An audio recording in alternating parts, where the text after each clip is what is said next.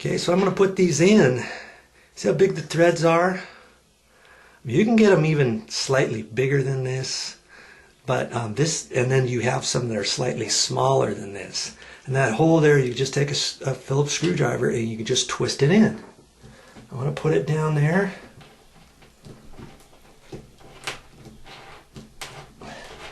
Wasn't sure if it was going to go in with the wallpaper there. There it is. Nice and tight. Now, could I use those for all of them? I could, but eventually you only have that much thread in the sheetrock, and you pull it and pull it and pull it and pull it, and chances are these could come loose. Because this is a grab bar, you remember. If that was just a towel bar, we'd be fine to just put these in, right? Do this one at the bottom. Remember, we got the top, these two toggles, the top one to toggle. Just take that, screw it in. Beauty. And again, right there. Screw that bad boy in. Look at that. That's nice. Okay, now the toggles. Okay, so I have to find my sheetrock saw. I've got it here. And see, I've got to cut this hole out to the inside, from here on the inside, from the top on down. And basically, I just want that hole big enough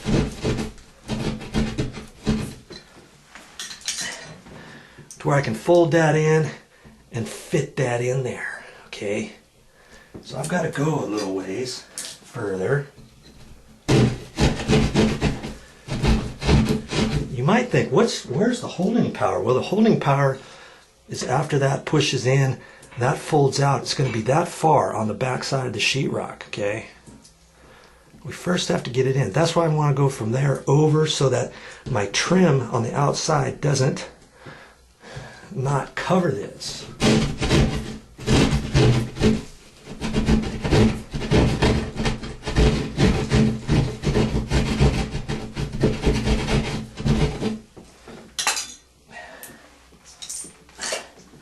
Before I go in further, I just want to put this in. I want to get it at least to the tip. Last thing you want is to put it in the hole and for only one side to pop out and you think that's good and this side is not holding and then it gets in there cattywampus, okay? I want to get that screw protruding up far enough so it's not going to hang up on there, but far enough out to allow for the sheetrock. Because see there, I've got to push it through the wall from there to there, so I have to make sure I got enough room for that. Okay, that looks like it's going to fit. Perfect. Okay, I don't want to put that in yet. If I push that in right now, I'm not going to be able to get it back out, right? I've got to take this off and then screw this. And I'll put that through there first, right? Now I can screw it on there. Take that. Hey, left-handed. Okay.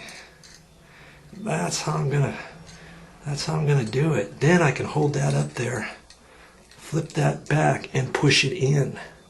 Okay. Before I do that, I got to get this other one done and this one. Okay, so I'm gonna work on those. Be right back to you. You know, some people say I talk too much and just get on with it.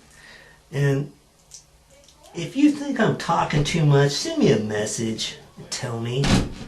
Sometimes I think I'm explaining stuff and that's vital for you to learn, and other times maybe I'm waffling. Okay, so from the trim, from the hole down.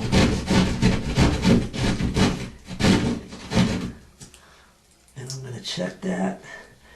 I want it so I don't have to force this in, because then the sheetrock dust and stuff could get caught in there and might not let that flip out properly. I've had that happen. I banged it in with a hammer. Oh, it'll go, it'll go.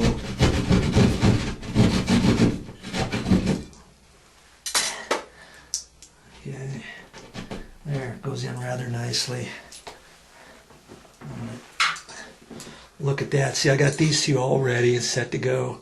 I gotta put this one on the top and we'll be ready to rock and roll. Now see here, I had these toggle bolts came with this screw head, and see, the screw head is not fitting perfectly in here, is it? I'm gonna have to kind of try to tighten it up snug as a bug in a rug. It's just barely off. I could have went back to the hardware store and gotten a different toggle with a smaller head, and then the end of the toggle would be smaller. But you know, for this case, I'm opting to not do that. I want as big of a toggle as I can. This because of the fact that we're using this as a grab bar. Okay, so I'm gonna get that up there. Now before I push those two in all the way, I want to get this one ready.